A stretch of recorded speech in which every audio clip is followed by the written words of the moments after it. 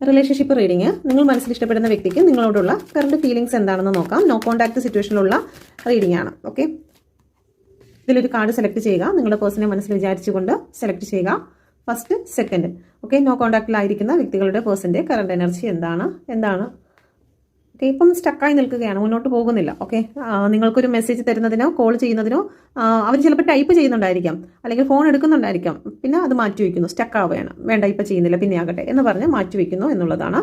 Okay, രണ്ടാമത്തെ കാർഡിൽ നിങ്ങളുമായിട്ടുണ്ടായിരുന്ന നല്ല നിമിഷങ്ങളെക്കുറിച്ച് അവർ ഓർക്കുന്നു. നിങ്ങൾ വീണ്ടും നിങ്ങളുമായിട്ടൊരു കമ്മ്യൂണിക്കേഷൻ വേണമെന്ന് ആഗ്രഹിക്കുന്നു. നിങ്ങൾ കൊടുത്തിട്ടുള്ള ഗിഫ്റ്റുകൾ എന്തെങ്കിലും ഉണ്ടെങ്കിൽ അതൊക്കെ എടുത്തു വെച്ച് അവർ ഓർക്കുന്നു. ഓക്കെ, ഈ എനർജിയിലൂടെയാണ് നിങ്ങളുടെ പേഴ്സൺ പോകുന്നത്. നമുക്ക് നോക്കാം. ഫസ്റ്റ് കാർഡിനെ ഒന്ന് ക്ലാരിഫൈ ചെയ്യാം. Please get me mother universe. എന്തുകൊണ്ടാണ് നൈറ്റ് ഓഫ് പെന്റിക്കിളിന്റെ എനർജി വന്നിരിക്കുന്നത് അതിനെ ക്ലാരിഫൈ ചെയ്യുന്നു. ഓക്കെ, ഒരുപാട് സന്തോഷവും സ്നേഹവും ഒക്കെ ഉണ്ടായിരുന്ന ഒരു റിലേഷൻ തന്നെ ആയിരുന്നു നിങ്ങളുടേത്. പക്ഷേ ഇപ്പം ഈ ഒരു സമയം എന്ന് പറയുന്നത് സ്റ്റക്കായി നിൽക്കുന്നതിന് കാരണം ഇവിടെ ഒരു തേർഡ് പാർട്ടി സിറ്റുവേഷൻ ആയിട്ട് കാണുന്നുണ്ട്. എന്ന് വിചാരിച്ച് നിങ്ങളെക്കുറിച്ച് അവർ അറിയുന്നില്ലെന്നല്ല, നിങ്ങളെക്കുറിച്ച് കൃത്യമായിട്ട് അവർ എല്ലാ കാര്യങ്ങളും അറിയുന്നുണ്ട്. നിങ്ങൾ എപ്പോഴാണ് പോകുന്നത്, വരുന്നത്, ആരോടൊപ്പമാണ് എന്നുള്ള കാര്യങ്ങളെല്ലാം അവർ മനസ്സിലാക്കിക്കൊണ്ടിരിക്കുന്നതായിട്ടാണ് കാണുന്നത്.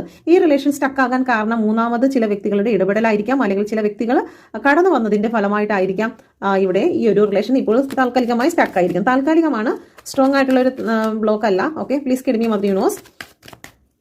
രണ്ടാമത്തെ കാർഡ് ഇവിടെ ഹാങ്ഡ് സിറ്റുവേഷൻ ആണ്. ഇതും താൽക്കാലികം തന്നെയാണ്. ഓക്കെ, ഇപ്പോൾ അവർ നിങ്ങളുടെ റിലേഷൻഷിപ്പിനെ കുറിച്ച് ഒരുപാട് കുറ്റങ്ങൾ പറഞ്ഞിട്ടുള്ള ഒരു വ്യക്തിയാണെങ്കിൽ ഇപ്പോൾ അവർ നല്ല രീതിയിലാണ് ചിന്തിക്കുന്നത്. ഇത്ര നാൾ അവരുടെ പക്ഷം പിടിച്ചിട്ട് അവർ പറഞ്ഞതാണ് ശരി, അല്ലെങ്കിൽ അവരുടെ നിലപാടാണ് ശരി എന്നുള്ള രീതിയിൽ നിന്നിട്ടുള്ള ഒരു വ്യക്തിയാണെങ്കിൽ ഇപ്പോൾ അവർ നിങ്ങളുടെ വശത്ത് കൂടി ചിന്തിക്കാൻ ശ്രമിക്കുന്നു. എന്തുകൊണ്ടാണ് അവർക്ക് വിഷമിച്ച് കാണുമോ, അല്ലെങ്കിൽ അവന് വിഷമിച്ച് കാണുമോ എന്നുള്ള രീതിയിലൊക്കെ ചിന്തിച്ചുകൊണ്ട് നിങ്ങളുടെ ആംഗിളിലൂടെ കാണാൻ ശ്രമിക്കുമ്പോഴാണ് നിങ്ങൾ ചെയ്ത നല്ല കാര്യങ്ങളെക്കുറിച്ച് അവർക്ക് ഓർമ്മ വരുന്നത്. ഓക്കെ, അപ്പം എന്തായാലും ഈ രണ്ട് റിലേഷൻഷിപ്പിലും പ്രപഞ്ചം നൽകുന്ന ഗൈഡൻസ് എന്താണ്?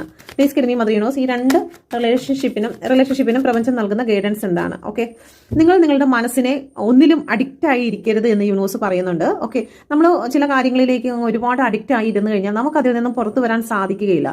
പിന്നെ നമ്മൾ ആ ഒരു ചിന്തകളിൽ ബന്ധിക്കപ്പെട്ടു പോകും. പിന്നെ നമ്മൾ വിചാരിക്കാൻ പോലും പറ്റത്തില്ല, അതിൽ നിന്ന് ഫ്രീ ആക്കാൻ പറ്റാത്ത വണ്ണം നമ്മളെ ബന്ധിച്ചു പോകും. അതുകൊണ്ട് തന്നെ നിങ്ങളെ നിയന്ത്രിച്ചുകൊണ്ട് പോകുന്നതിന് മുമ്പായിട്ട് നിങ്ങളുടെ മൈൻഡിനെ നിയന്ത്രിച്ച് നിങ്ങളുടെ കൺട്രോളിംഗിൽ കൊണ്ടുവരിക എന്ന് യൂണിവേഴ്സ് പറയുന്നു. മാത്രമല്ല, ചില അഡിക്ഷൻ ആണ്, ചില വ്യക്തികളോടുള്ള സ്നേഹം നമുക്ക് അഡിക്ഷൻ ആയിരിക്കാം, അല്ലെങ്കിൽ ചില കാര്യങ്ങളിലേക്ക് ഓവറായിട്ട് ചിന്തിച്ച് ഇപ്പം നെഗറ്റീവ് മാത്രം ചിന്തിച്ചുകൊണ്ടിരിക്കുകയാണ്, ഭയം തോന്നുന്നുണ്ട്, അതൊക്കെ ഒരു അഡിക്ഷനാണ്. ഇപ്പം നമ്മൾ തോന്നിയാണ് നമ്മളുടെ റിലേഷൻഷിപ്പിൽ ബ്ലാക്ക് മാജിക് ഉണ്ട്, ഓക്കെ, ചില അന്ധകാര ശക്തി ഉണ്ട്, അത് കാരണമാണ് എന്ന് വിചാരിച്ച് നമ്മൾ ഇങ്ങനെ ഒരു ഭ്രാന്തമായിട്ട് അതിലേക്ക് ചിന്തിച്ച് നിൽക്കുന്നു. ഓക്കെ, അല്ലെന്നുണ്ടെങ്കിൽ ആ വ്യക്തിയോട് ഒരു ഭയങ്കരമായിട്ടുള്ള ഒരു അഡിക്ഷൻ, ആ വ്യക്തി മിണ്ടിയില്ലെങ്കിൽ, ആ വ്യക്തിയുടെ ലാസ്റ്റ് സീൻ കണ്ടില്ലെങ്കിൽ, അങ്ങനെയൊക്കെയുള്ള ഒരു അഡിക്ഷൻ ഇവിടെ കാണുന്നുണ്ട്. അങ്ങനെ ആ അഡിക്ഷനിൽ നിന്നും നിങ്ങൾ റിലീസ് ആകുക. എപ്പോഴാണോ നിങ്ങൾ ആ ഒരു ബന്ധനത്തിൽ നിന്നും പുറത്തു വരുന്നത് ആ സമയത്തായിരിക്കും ആഗ്രഹം സംഭവിക്കുക.